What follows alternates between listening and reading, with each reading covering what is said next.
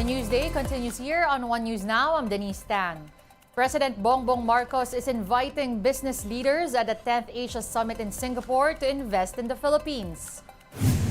Marcos Jr., who turned 66 on Wednesday, highlighted programs like tax reform and improved digitalization in the Philippines, as well as a Maharlika investment fund. He emphasized that the fund will be managed by professionals and will help ease borrowings while pushing economic growth. The chief executive also said the Philippines is trying to rely less on importation. The remark is on the back of a U.S. Department of Agriculture report saying the Philippines is now the biggest importer in the world. We cannot now continue to depend on importation, which is what has happened for the Philippines. In the past years, it became the easy way out. The pandemic showed us that this was not a wise choice. The aspiration, once again, is that we are able to provide sufficient supply of food at prices that people can afford. And that's still, we are not there yet, but we have made many important steps to start that. We are trying to put the value chain, especially of agriculture, we're trying to put that value chain together from all the way from R&D all the way to retail to the market. Congresswoman Franz Castro sees no problem with the president watching the Formula One Grand Prix in Singapore. But the ACT Teachers Party List representative said Marcos Jr. should spend his own money for it. The chief executive will watch the event this weekend upon the invitation of Singaporean Prime Minister Lee Hsien Loong. President Marcos also saw the race last year and drew flack since it came at a time when the country was still reeling from Typhoon Karding. It's a welcome move on the part of the president to tell us, but it's still going to F1 is still extravagant. If he's using his own money for the F1, that would be no problem for us. There's a sharp drop in the number of Filipinos who believe that the country is headed in the right direction. According to the latest survey of Octa Research, a majority or 72% of the respondents said the country is still on track, while 11% think otherwise. 16% are undecided. In October last year, 85% of those surveyed said we are in the right direction. On to another survey, this time showing that Filipinos are not familiar with the programs of the Health Department. A Capstone Intel Corporation poll said Pinoys are not aware of DOH initiatives, particularly on mental health, tuberculosis, universal health care, and HIV/AIDS. The highest percentage of awareness was for HIV/AIDS projects at 50%. The research involved a total of 1,205 participants and was done from August 1 to 10. More stories coming your way after a quick break. Stay with us.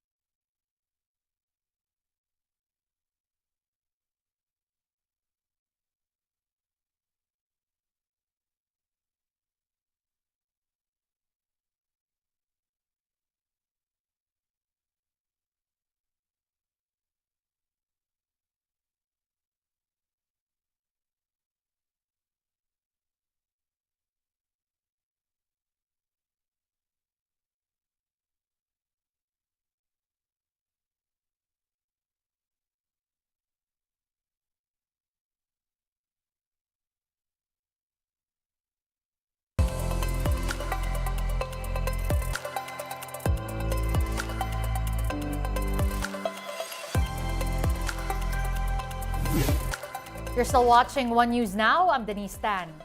Military officials from the Philippines and the United States are satisfied with the pace of construction in their joint bases. They recently visited the Lalo Airport and Camilo Oasis in Cagayan, additional sites covered by the Enhanced Defense Cooperation Agreement or EDCA. So far, the Philippines still shoulders the bill for construction at the Lalo Airport that include the headquarters, hangar, and supply storage. The United States will fund the building of a multi-purpose storage facility, fusion center, and overhead refueling facility. Filipino and American officials reiterated that the new EDCA sites will not be used should tension in the Taiwan Strait escalate.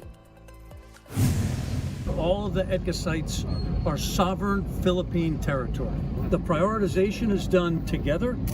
It is ultimately approved by the Philippine government, and then it is co-developed in a way that's most effective for the Philippines and then supported by the United States. It will still go through a vetting process. We're still in the planning process, so we have to make sure that all the money that we're going to spend here are worth it.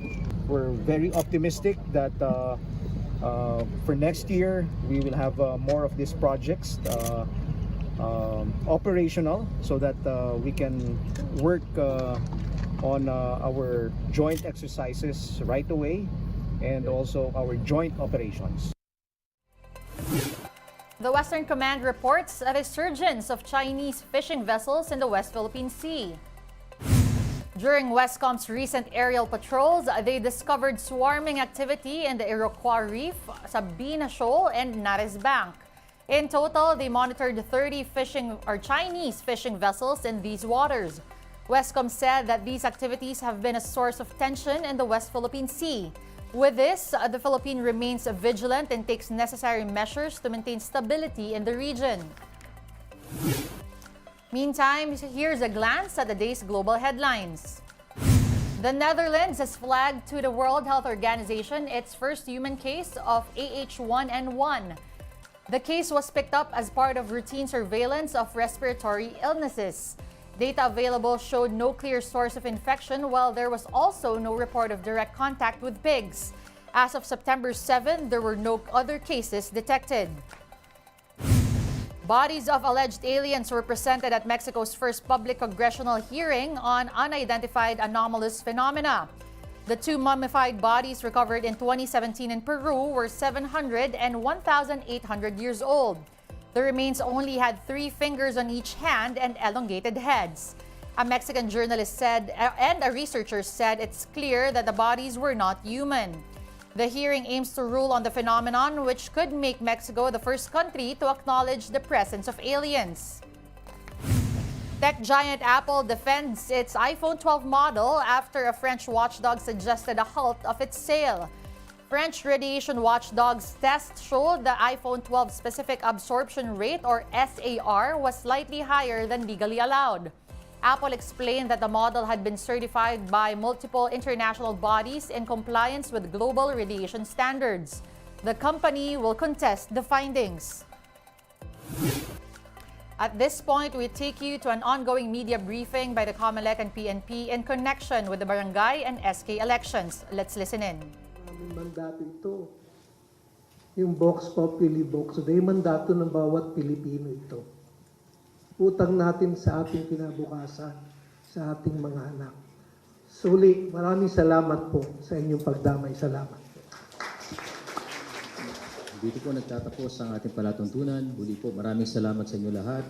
General Acorda, General Dubria, General Francisco, Chairman Garcia.